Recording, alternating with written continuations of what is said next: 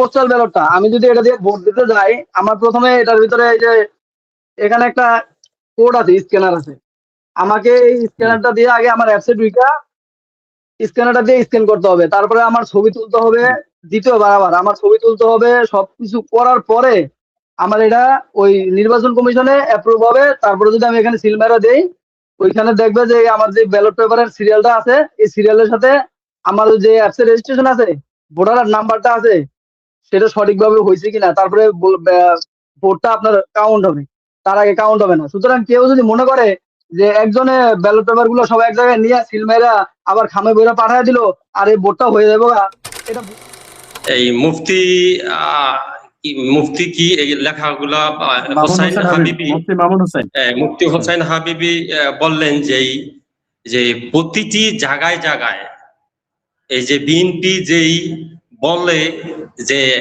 কেন্দ্রে যাইবেন হাত পা কেটে দেবে, বাড়ি বাড়ি যাইয়া ধমকি দেয়, হুমকি দেয়, কাউকে থাকতে দেবে না, এটা 100% সত্য এবং 200 না 400 ভিডিও দেব। মনির ভাই, কাজী মনিরুজ্জামান ভাই, আপনাকে অনেক ভালোবাসি, আপনার বক্তব্য শুনছি জুলাইয়ের আগস্টের আগে, আপনি অনেক ভালো বক্তব্য জানেন এবং আপনার ন্যায় নীতি আমি দেখছি, অনেক আগে দেখছি, কিন্তু ইদানিং আপনি অন্যরূপ বলে ফেলেন, কথা না পেয়েছি প্রশ্নটা বলে ফেলেন। ঠিক আছে, প্রশ্নটাই আসি। আচ্ছা, ওই দিন আমি এই প্রশ্নটা, ওই দিন মনিরুজ্জামান ভাই, সঞ্চালক মনির ভাই, আপনি বলছিলেন আমাকে ভিডিও দেন, আপনার এই হোয়াটসঅ্যাপ আপনার মেসেঞ্জারে ওইখানে দেখাইছি, ওই দিনের ভিডিও ওইখানে সমাধান হয়ে গেছে। আজকের বিষয়ে কোনো প্রশ্ন থাকলে বলেন। ওই দিন এক সপ্তাহ আগের বিষয় তো টানলে সবাইকে সময় দিতে পারবো। আমার অলরেডি আরো প্রায় 10 জনের উপরে দর্শক আছেন, সবাইকে সুযোগ দিতে পারে না, অযথা কথা যদি নিয়ে আসেন। আচ্ছা, আজকে আমার এই প্রশ্নই, ওনাদের ভুলগুলো আপনাদের ভুলগুলো প্রশ্ন রয়েছে, পোস্টাল ব্যালট নিয়ে আপনার কোনো প্রশ্ন রয়েছে? পোস্টাল ব্যালট যেটা দেওয়া হয়েছে প্রবাসীদের, এটা নিয়ে কোনো প্রশ্ন? পোস্টাল ব্যানার নিয়ে আমার কোনো প্রশ্ন নাই। ধন্যবাদ সবাইকে, আসসালামু আলাইকুম। ধন্যবাদ। আব্দুর রহিম বলেন, আব্দুর রহিম সাহেব বলেন। হ্যালো, আসসালামু আলাইকুম।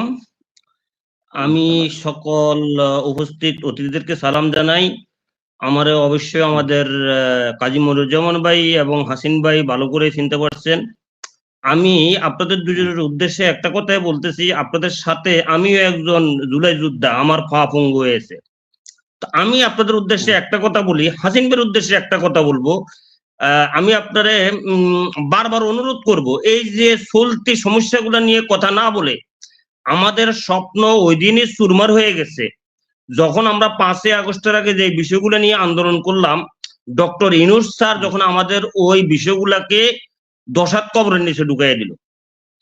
আমরা যে পরিবারতন্ত্রের বিরুদ্ধে আন্দোলন করতেছি, যা যা করতেছি, এগুলোর বিরুদ্ধে কথা না বলে আগামী যে সংসদ হবে ওইখানে আমার প্রশ্ন, আমি জীবনে 2বার ভোট দিয়েছি, 2বারে দানের শেষে ভোট দিয়েছি, বাট সামনের নির্বাচনে শুধু হ্যাঁ না ভোট দিতে যাব, কোনো মার্কায় ভোট দিতে যাব না। রবি ভাই, কাজী মনিরুজ্জামান ভাইকে আমি অত্যন্ত বিনয়ের সাথে একটা প্রশ্ন করতে চাই। 300 আসনে বিএনপির যেই নমিনেশন দেওয়া হয়েছে, এদের মধ্যে 93 বছরের বয়স্ক মৃত্যুগত প্রায় যাত্রী থেকে শুরু করে এবং কনিষ্ঠ যারা আছে, ইয়াং যারা আছে, ওরাও পরিবারতন্ত্রের ফসল। মানে আমাদের সাদেক হোসেন কুকা সাহেবের ছেলে ইশাক, ওই তরিকুল ইসলাম সাহেবের ছেলে অনিন্দ ইসলাম।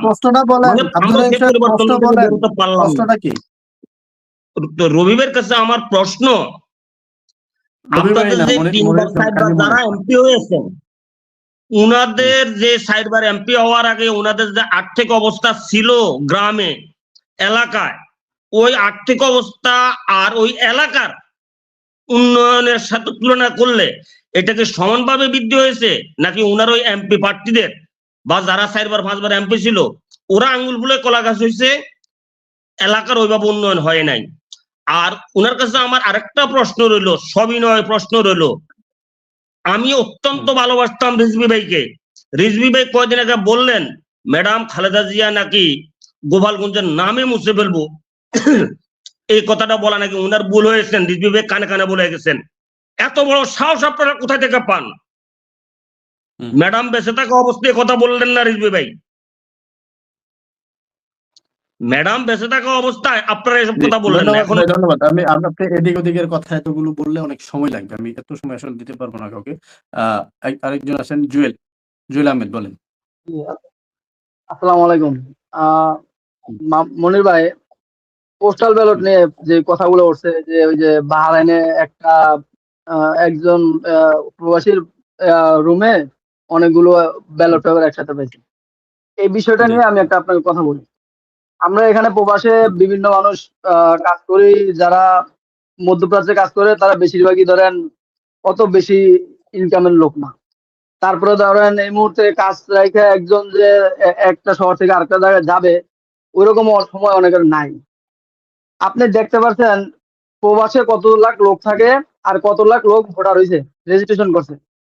সামান্য মানুষ রেজিস্ট্রেশন করছে ইয়া অনুযায়ী, আপনার হার মানে পার্সেন্টেজ যদি আপনি তুলনা করেন। এটার কারণ হচ্ছে সবাই রেজিস্ট্রেশনটা করতে পারে না, সবাই বোঝে না, এজন্য অনেকে করতে পারে না। সময় নষ্ট করে কোথায় যাওয়া যায় অনেক। আর এই যে পোস্টাল ব্যালটটা, আমি যদি এটা দিয়ে ভোট দিতে যাই, আমার প্রথমে এটার ভিতরে এই যে এখানে একটা কোড আছে, স্ক্যানার আছে। আমাকে এই স্ক্যানারটা দিয়ে আগে আমার অ্যাপসে ঢুইকা স্ক্যানারটা দিয়ে স্ক্যান করতে হবে, তারপরে আমার ছবি তুলতে হবে, দ্বিতীয়বার আবার আমার ছবি তুলতে হবে। সবকিছু করার পরে আমার এটা ওই নির্বাচন কমিশনে অ্যাপ্রুভ হবে। তারপরে যদি আমি এখানে সিল মেরা দেই, ওইখানে দেখবে যে আমার যে ব্যালট পেপারের সিরিয়ালটা আছে, এই সিরিয়ালের সাথে আমার যে অ্যাপসে রেজিস্ট্রেশন আছে, ভোটার নাম্বারটা আছে, সেটা সঠিকভাবে হয়েছে কিনা, তারপরে ভোটটা আপনার কাউন্ট হবে। তার আগে কাউন্ট হবে না। সুতরাং কেউ যদি মনে করে যে একজনে ব্যালট পেপার গুলো সব এক জায়গায় নিয়ে সিল মেরা আবার খামে বইরা পাঠিয়ে দিল আর এই ভোটটা হয়ে যাবে, এটা ভুল ধারণা। এটা কখনোই হবে না, ঠিক আছে? সুতরাং ওই একজনের রুমে থাকলে এটা সমস্যা নেই। এটা রাখছে কেন? ধরেন আমার যে শহর, আমার শহর থেকে আমার যেই পোস্ট অফিস, ওইখানে যাইতে আমার 3 রিয়াল 4 রিয়াল ভাড়া লাগে ওমানের। আমি ওমানে থাকি। ওমানের 3 রিয়াল মানে বাংলাদেশে 1000 টাকা। তা আমি যদি যাইতে যাইতে 2000 টাকা খরচ করবো, তার চেয়ে ভালো যদি একজন মানুষ দায়িত্ব নিয়ে বা কয়েকজন মানুষ যদি দায়িত্ব নিয়ে আমাদের পোস্ট অফিস থেকে সবার বাড়িতে বাড়িতে আইনা দেয়, তাহলে কি আমাদের উপকার না? তো এই কাজটাই অনেকটা হয়েছে, ঠিক আছে? ওই ভোট একজনের বাসায় থাকলে বা একজনের কাছে যদি 200 থাকে, ও সিল মেরে দিতে পারবে না। এটা হচ্ছে পোস্টাল ব্যালটের কথা। আর যেটা ওই যে মাঝখানে বা সেটা আগে অবশ্যই, পরে, কারণ আগে আপনাদের অ্যাপের মধ্যে এটা স্ক্যান করতে হবে, নিজের ছবি সবকিছু নাম্বার সবকিছু হ্যাঁ, দিতে হবে, সেটা করতে হবে। অ্যাপসের একটা মধ্যে প্রশ্ন একটু আমি করি, যেহেতু আপনি পোস্টাল ব্যালটটা নিয়ে আমাদের এখানে এসেছেন, পোস্টাল ব্যালটটা একটু দেখাবেন যে প্রতীক নিয়ে যেই কনফিউশনটা তৈরি হয়েছে, যে বিশেষ করে ধানের শীষের প্রতীকটা খুঁজে পেতে সমস্যা হবে, বা পেপারটা যখন বাজ করে আসবে হয়তো বা প্রতীকটা দেখা যাবে না। তো সেক্ষেত্রে কি আসলে এই ধরনের কোনো সমস্যার মধ্যে পড়বেন কিনা, যেহেতু আপনার হাতেই রয়েছে বা আপনাদের যারা রয়েছেন, যদি পেপারটা খুলে আপনি এই ছবিটা আমরা, আমাদেরকে একটু দেখাতে পারেন। না এটা আসলে আমি এখনো খামটা খুলি নাই, আমি এটা এখনো কিছু করি নাই। আমি এটা মাত্র আমি আনছি। আমার ইয়ে হচ্ছে যে 20 তারিখের পরে যখন সবকিছু ওকে হবে, এখন কারণ নির্বাচন কমিশন 2 দিন পরে পরে আপডেট করে অনেক কিছু, তো এই জন্য আমি এখন এটা কিছু করছি না, আমি এটা খুলিও নাই। ঠিক আছে, যে নির্বাচন কমিশনের সবকিছু শেষ হোক, 20 তারিখে প্রস্তুত করা হোক, তারপরে আমি এটা একটা কি কাজ করব, এটা যা করার তখন নির্দেশনা অনুযায়ী কাজ করব। এতটুকু সচেতন আমরা আল্লাহর রহমতে আছি, ঠিক আছে? তো বিষয়টা জি, হচ্ছে, আমি পোস্টাল ব্যালটটা দেখেছি। পোস্টাল ব্যালটের ভিতরে আমাদের যাদের চোখ আছে, আমি যাকে ভোট দিব, আমি ঠিকই ওইটা খুঁজে নেব। আমি ওই না যে আমি অন্ধ না যে আমি যে কোনো একটার ভিতরে মাইরা দিব। হ্যাঁ, যদি বলে যে সিল মারলে ইয়ে হয়, দেখা গেছে যে বাস করার পরে একটার সিল আরেকটার ভিতরে লাগে ভোটটা নষ্ট হতে পারে, কিন্তু এখানে কিন্তু সিল মারার সিস্টেম নাই। এখানে হচ্ছে আমি একটা কলম দিয়ে টিক চিহ্ন দিব, আর ওই ঠিক কলমের চিহ্ন দিতে কালিটা হবে। এক মার্কের, কলমের টিক চিহ্নটাও খুব ছোট, একটা ঘর আছে, ছোট ঘর আছে, ওই ঘরের মধ্যে টিক চিহ্নটা পড়বে। তো ওই টিক চিহ্নটা মানে ব্যালট পেপার বাস করার পরেও আরেকটা মার্কাতে যে গিয়ে লাগবে, এটা তো সম্ভব না। কারণ কলমের কালি এরকম না যে এক মার্কা একবারে এক জায়গায় লাগলে আর বাস করার পর লাগে, ওরকম না। তো এটা নিয়ে কোনো সমস্যা নেই। এখন সিরিয়ালে জি, আগে জি, পড়ছে বা পিছে পড়ছে, সেটা ওই যে আপনাদের যেই বর্ণমালা গুলো আছে, বর্ণমালা সিরিয়াল অনুযায়ী সেটা ওনারা তদন্ত করে দেখতে পারে যে কারো কোনো হাত আছে কিনা, কোনো সমস্যা আছে কিনা। এটা নিয়ে আমি মনে করি না যে যারা ভোট দেবে তাদের জি। কোনো প্রবলেম আছে। ধন্যবাদ আপনাকে জুয়েল। যারা ভোট দেবে তারা, কারণ মাত্র 15 লাখ লোক রেজিস্ট্রেশন করছে, সুতরাং খুব সচেতন লোকেরা এই রেজিস্ট্রেশনটা করছে। জি, ধন্যবাদ। ধন্যবাদ আপনাকে। জাহাঙ্গীর সাহেব, কোন প্রশ্ন থাকলে বলেন। ভাইয়ের কাছে ভাই একটা প্রশ্ন ছিল, জামাত ইসলামের ভাইয়ের কাছে। আসসালামু আলাইকুম রহমতুল্লাহ। জামাত মনির ইসলামের ভাই, ভাইয়ের কাছে, একটু প্রশ্নটা শুনে নেই, জাহাঙ্গীর সাহেব একটু প্রশ্ন, জি বলেন, জুয়েল প্রশ্নটা বলেন। জামাত ইসলামের ভাইয়ের কাছে আমার প্রশ্ন হচ্ছে, ওনাদের কয়েকজন মানুষ টিভিতে বলছে যে তারেক রহমানের যে দ্বৈত নাগরিকত্ব নিয়ে অনেক প্রশ্ন তুলছে, অনেক ডকুমেন্টও দেখাচ্ছে। তাহলে জামাতের যারা ওই তারেক রহমানের আসনে যারা প্রার্থী, তারা নির্বাচন কমিশনের কি কোনো অভিযোগ করছে তারেক রহমানের এই আপনার প্রার্থীটা বাতিল করার বা এরকম বিষয় নিয়ে কোনো অভিযোগ করছে? যদি না করে থাকে তাহলে এরকম টিভিতে টকশোতে আইসা যদি দেখাই যে তারেক রহমানের দ্বৈত নাগরিকত্ব আছে, ওই আছে, সেই আছে, এটা দেখাতে লাভ নেই। আপনি প্রপার জায়গায় অভিযোগ করলেন না কেন? প্রার্থী কেন অভিযোগ করে না, বা জামাত ইসলাম কেন অভিযোগ করে না? আর যদি করে থাকে সেটাও আমাদেরকে বলেন যে আমরা অভিযোগ করছি, এরকম কমিশন কিছু করে না। জি, ধন্যবাদ। জি, ধন্যবাদ। জাহাঙ্গীর সাহেব।